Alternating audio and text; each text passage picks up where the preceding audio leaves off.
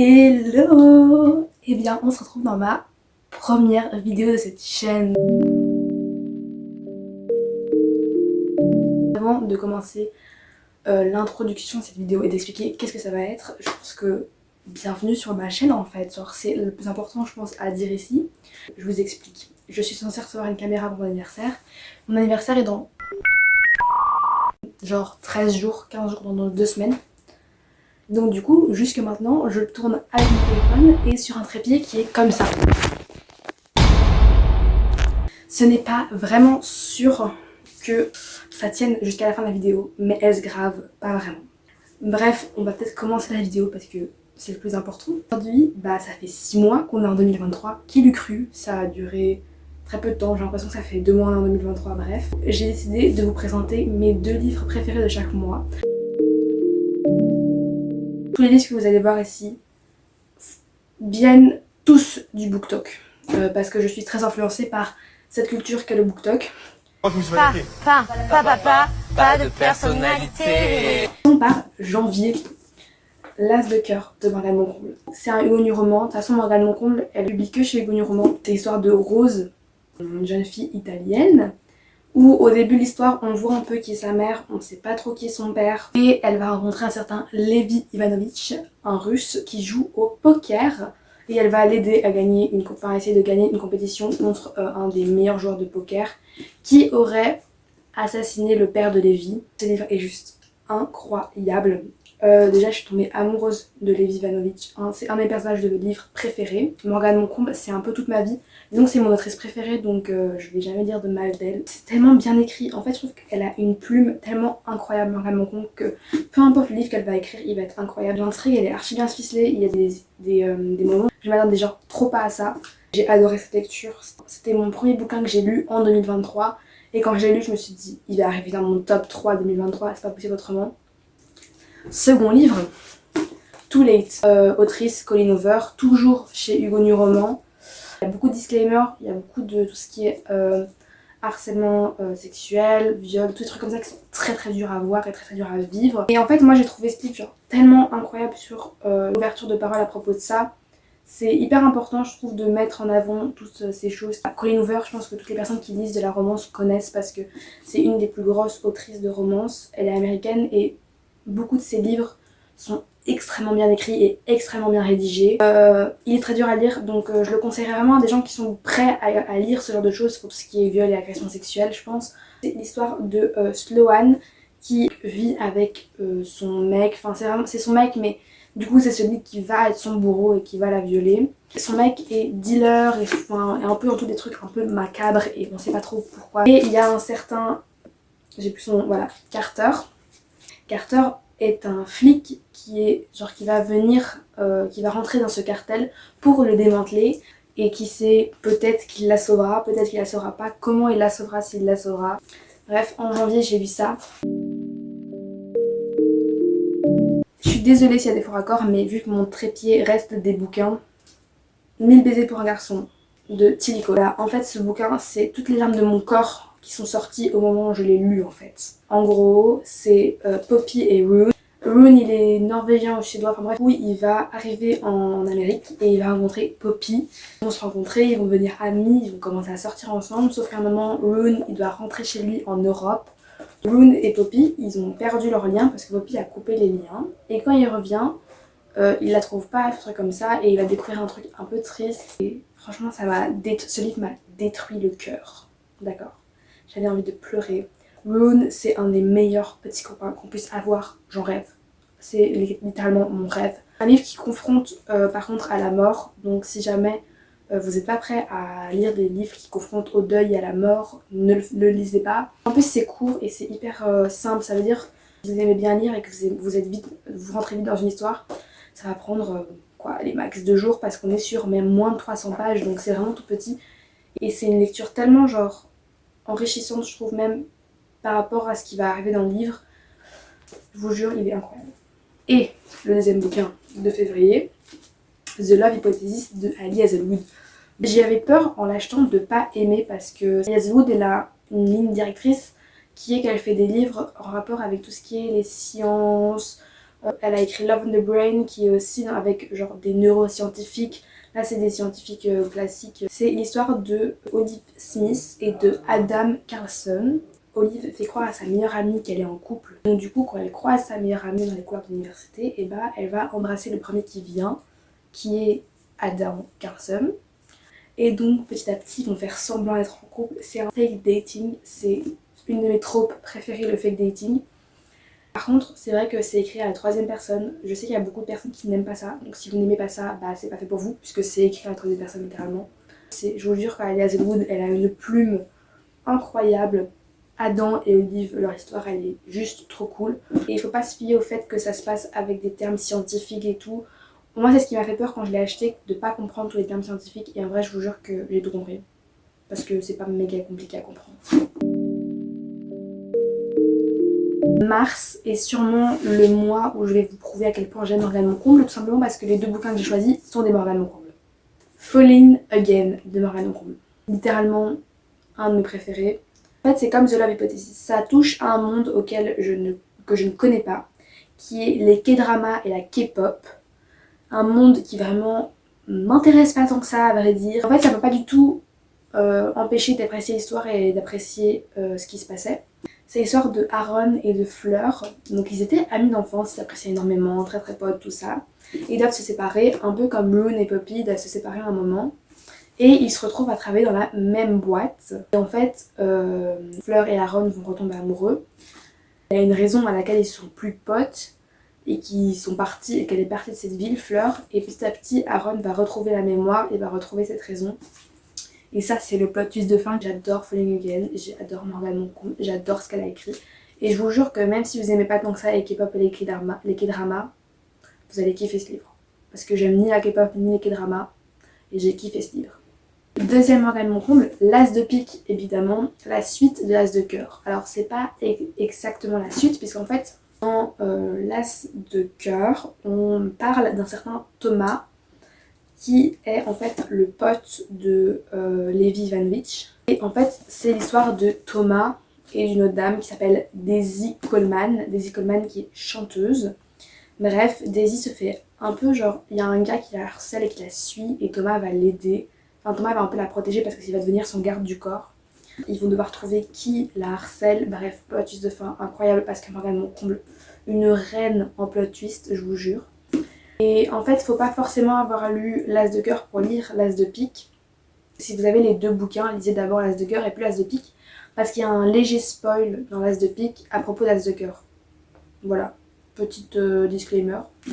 Là, je ne vais pas dire que Thomas Kilbert ou Daisy sont des personnages auxquels je me suis réellement attachée et identifiée. Parce que je m'y suis attachée comme tout personnage que j'apprécie. Mais j'ai pas ressenti ce truc que j'ai ressenti avec d'autres personnages genre Levi Vanovich ou Adam Carlson. Genre c'est des personnages auxquels vraiment je me suis identifiée, que j'ai adoré. Mais là c'est pas totalement le cas. C'est un très très bon Morgane Moncomble, c'est pas mon préféré. Mais en mars, ça reste un de mes livres préférés de mars. Il y a de nouveau un Morgane Moncomble, cette fois je vous le promets, c'est le dernier de la vidéo. Mais avant de vous présenter Morgane Moncomble, on va vous présenter un nouveau co-mover, Verity. Ce bouquin, j'avais une attente extrêmement forte parce que quand j'ai lu des avis sur BookTok, beaucoup de gens disaient qu'il y avait un plot twist de fin incroyable auquel on s'y attendait pas, qui explose à la gueule. C'est le cas.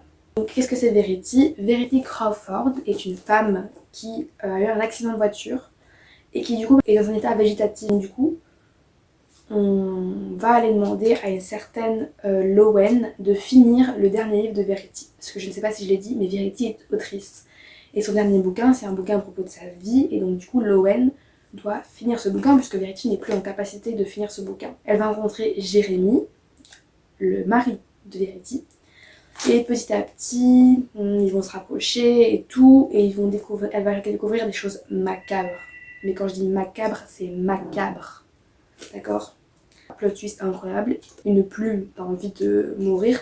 J'ai déjà dit qu'Oline Hoover, c'est une des autrices les plus connues dans le monde de l'écriture de romance. Deuxième bouquin, je vous avais promis un Morgane Moncomble, c'est le dernier, je vous promets. Nausea me tourmenter. Sur ce coup-là, je vous le fais pas dire, trigger warning, harcèlement, viol, suicide, tous ces trucs-là. Si jamais vous n'êtes pas prêt à être confronté à ça, ne lisez pas ce bouquin tout de suite. D'ailleurs, dans les premières pages du bouquin, il y a, ça c'est la note d'avertissement. Voilà, tout ça, c'est les notes d'avertissement. Les âmes tourmentées, bah, c'est un bouquin où on va découvrir la vie de Azalée, qui doit revenir dans sa ville d'enfance puisque sa mère est morte. Malheureusement, si elle est partie de cette ville, c'est parce que bon, on la voyait un peu comme une traînée et comme, je vais pas dire des mots une gourgandine. Et oui, je broie la langue de Molière. Tu peux tchatcher comme moi je tchatche, je roucoule, je broie la langue de Molière, putain de merde. On la voit très mal et c'est pour ça qu'elle a dû partir parce qu'elle s'est fait harceler. Et en revenant, bah, elle va revoir tous ces gens qu'elle considère comme une traînée et ça va être très dur pour elle. Et elle va rencontrer par contre Eden, vous allez voir. Et Eden a des petits secrets, Azalea a des petits secrets, le don des petits secrets vont être découverts. N'est-ce pas magnifique? Est-ce que je vais me répéter? Oui, Morgane Moncomble a la plume la plus belle du monde. J'adore la plume de Morgane Moncomble, je pourrais mourir pour la plume de Morgane Moncomble. J'adore ce qu'elle écrit. Bah, c'est son meilleur bouquin. Voilà, personnellement, c'est mon bouquin préféré de Morgane Moncomble. C'est le plus dur que j'ai eu à lire, mais c'est sans doute, sans aucun doute, le meilleur que j'ai lu. De nouveaux bouquins, Captive, voilà, j'ai lu Captive on était en quoi? En mai. J'ai lu Captive en mai. Est-ce que je le présente comme l'un des meilleurs bouquins que j'ai lu? Pas spécialement, mais ce bouquin est juste génial. Captive, évidemment, qui a été écrit par Sarah Rivens, si jamais vous ne le saviez pas. Je pense que toutes les personnes sur Booktube, Booktop, Bookstar ont lu Captive. Et du coup, le présenter, est-ce réellement utile? Je ne sais pas. Mais j'ai lu toute la saga en une fois. Je n'allais pas présenter les 3 Captives. Mes préférés restent le 1 et le 2. Je trouve que le 1.5 ne sert pas à grand chose. L'histoire de Ben et de sa copine, je sais plus comment elle s'appelle, ne m'a pas intéressé plus que ça. Mais par contre, l'histoire de Asher et Ella, incroyable. Bon, je pense que je vais quand même faire un résumé. Il y a ce qu'on appelle dans ce bouquin, il y a ce qu'on appelle des captives. Qu'est-ce que c'est une captive? C'est une femme que tu peux acheter pour en faire littéralement ce que tu veux. Et donc du coup, Ella va être achetée par la famille Scott, qui est l'une des plus grandes familles de mafieux du monde. Et donc elle va rencontrer son maître, celui qui l'a acheté, le grand Asher Scott, qui à la base la déteste, littéralement. Il ne veut pas d'elle. Genre il la met dans une cave et il la laisse crever. Et petit à petit, Asher va s'ouvrir, Ella va s'ouvrir, bon, voilà. La fin est incroyable. La plume de Sarah Rivens est l'une des meilleure plume que j'ai lue. Bon, elle ne débattra jamais Morgane Moncomble parce que à jamais dans nos cœurs Morgane Moncomble. Mais cette plume est incroyable. Sarah Rivens est une très très bonne autrice. Je rappelle que Captive est un bouquin issu de Wattpad parce qu'il y a beaucoup de gens qui trouvent que Wattpad c'est pas de la vraie écriture. Captive en est la preuve. J'espère que Lexstone va bientôt sortir, mais il y a dans le 2 de Captive, il y a un petit truc qui montrerait que Lexstone sortirait bientôt en bouquin chez BMR. J'ai très hâte, j'espère, en tout cas. Bref, et le deuxième bouquin, Nymphéa et la chambre rouge. Donc c'est aussi un Hugo Poche, c'est, je connais pas son nom, Margherita Giabiani. En tout cas, ce qui est sûr, c'est que ça se passe à Bruxelles et que ça, j'ai kiffé. Parce que les gars, ce bouquin se passe à Bruxelles. Ça veut dire tous les endroits dont il parle, je connais. Et donc j'étais en mode, oh, je sais où elle est. Genre, je sais pas, dans ma tête, c'était hyper important. Et ça m'a genre trop aidé à suivre l'histoire. Bref, Roxane est journaliste. Enfin, Roxane a fini ses études de journalisme, mais ne l'est pas encore parce qu'elle ne trouve pas d'endroit qui veut bien l'embaucher. Elle trouve finalement un endroit qui veut bien l'embaucher et qui lui dit qu'elle doit faire un article sur le Millésimé, qui est un bar qui aurait des activités un petit peu bizarres. Et donc du coup, qu'est-ce qu'elle va faire? Elle va se faire engager au Millésimé et elle va rencontrer Mathieu Kabinski, qui est le directeur du Millésimé. Enfin, en fait, ils sont 2 frères, les Kabinski, à avoir le Millésimé, et Mathieu est l'un des 2 directeurs. Et puis sa petite, Mathieu, Roxane, voilà. Et elle va découvrir la chambre rouge. Et la chambre rouge, qu'est-ce que c'est? C'est un endroit de prostitution. Alors je sais que ce bouquin peut paraître hyper genre bizarre et très mal. Quand j'ai lu le résumé, j'étais un peu en mode, bon bah voilà, il va y avoir beaucoup de smut, ça va être un peu nul. Mais les gars, il y a une espèce d'enquête policière qui se passe, un peu bizarre, que j'adore. Incroyable. Et en fait, l'histoire est pas du tout plate, il y a du smut, mais c'est pas énorme, ça prend pas une grande partie de l'histoire. Et en fait, la plus grande partie de l'histoire, c'est une espèce d'enquête qu'il y a sur un espèce de meurtre, mi-vol d'argent, mi-truc comme ça, et c'est trop bien. Donc franchement, les gars, lisez Nymphéa. Et si vous aimez bien le smut et que vous aimez bien les enquêtes policières, genre foncez. Donc on est le 30 juin, donc quand je filme, je ne sais pas quand cette vidéo sortira, mais on est le 30 juin quand je filme. Et bah je pense pas que j'aurai fini le bouquin que je suis en train de lire maintenant pour la fin du mois, et de toute façon il ne dépassera pas les 2 bouquins que je vais vous présenter aujourd'hui. The Spanish Girl Deception. Il est sorti début mai, si je me trompe pas, en français. Je suis très heureuse de l'avoir acheté en français parce que c'est un des meilleurs bouquins que j'ai lu. C'est un enemies to lovers / fake dating. Il a été écrit par Elena Armas et c'est l'histoire de Catalina qui va devoir aller au mariage de sa grande sœur. Sa grande sœur qui se marie avec le frère de son ex, tout simplement. Super. Pour elle, elle est très contente. Sauf qu'elle a dit à sa famille qu'elle avait, pour rendre sa famille jalouse et surtout pour rendre son ex jaloux, elle avait dit à sa famille qu'elle était en couple avec un Américain. Parce que Catalina est espagnole, j'ai oublié de préciser. Cet Américain n'existe pas évidemment, et donc du coup elle va faire semblant d'être en couple avec son ennemi juré qui est Aaron. Et donc qu'est-ce que Aaron va faire? Eh bien Aaron va venir avec elle en Espagne au mariage, ils vont faire semblant d'être en couple. Sauf que ce que Aaron lui a pas dit, c'est qu'en fait, lui, il aime un peu beaucoup. En fait, il aime beaucoup. Donc voilà, ce bouquin est incroyable. En plus, il y a vraiment une vibe d'été dans ce bouquin qui est vraiment bien. Je connaissais pas Elena Armas, mais j'ai été vachement surprise par son style d'écriture et sa plume qui est vraiment très bonne et que j'ai beaucoup aimé, même si ça reste une plume très légère. J'ai adoré. Et le dernier bouquin, c'est La vie en vrai de Emma Green. Je pense que je pouvais pas ne pas le présenter parce que c'est littéralement mon bouquin préféré pour l'instant de 2023. Du coup, Trigger Warning, ça parle de harcèlement et de suicide.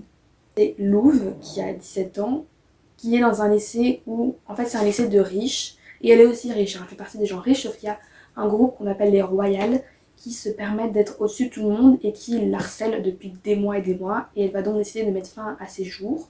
Et petit à petit, en se réveillant, parce qu'elle a raté sa tentative de suicide, en se réveillant de cette tentative de suicide, elle va petit à petit découvrir Laz, qui fait partie des Royales, mais qui cache un petit secret.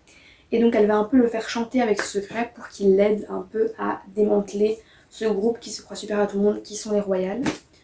Un peu aussi un enemies to lovers, c'est une de mes tropes préférées, les enemies to lovers, avec le fake dating. Bref, en tout cas, j'ai adoré ce bouquin. En fait, j'ai pleuré toutes les larmes de mon corps parce que ce bouquin, il prouve tellement de choses. Il démontre à quel point le harcèlement, c'est dur et c'est hyper compliqué à endurer. Je trouve que la plume d'Emma Green est tellement bonne qu'en fait, on ressent vraiment cette émotion de... Comme si nous aussi, enfin, pas comme si je me faisais harceler aussi, mais j'avais l'impression, quand elle reçoit des messages dans le bouquin ou quand elle se fait taper, je me dis putain, c'est horriblement dur à vivre. Et j'aurais pas aimé vivre ça. C'est littéralement, pour l'instant en tout cas, de ces 6 mois que j'ai lu, mon bouquin préféré de 2023. C'est déjà la fin de cette vidéo. Je pense qu'aucun des plans que j'ai fait n'aura la même gueule, puisque littéralement mon téléphone a bougé à chaque plan. Je suis désolée, mais je vous promets qu'à partir du 13 juillet, il y aura des vidéos qui ressembleront à quelque chose avec un vrai trépied, une vraie caméra. Cette vidéo là, c'était ma première et je me suis sentie tellement à l'aise, j'ai l'impression de parler un peu avec mes copines. Salut!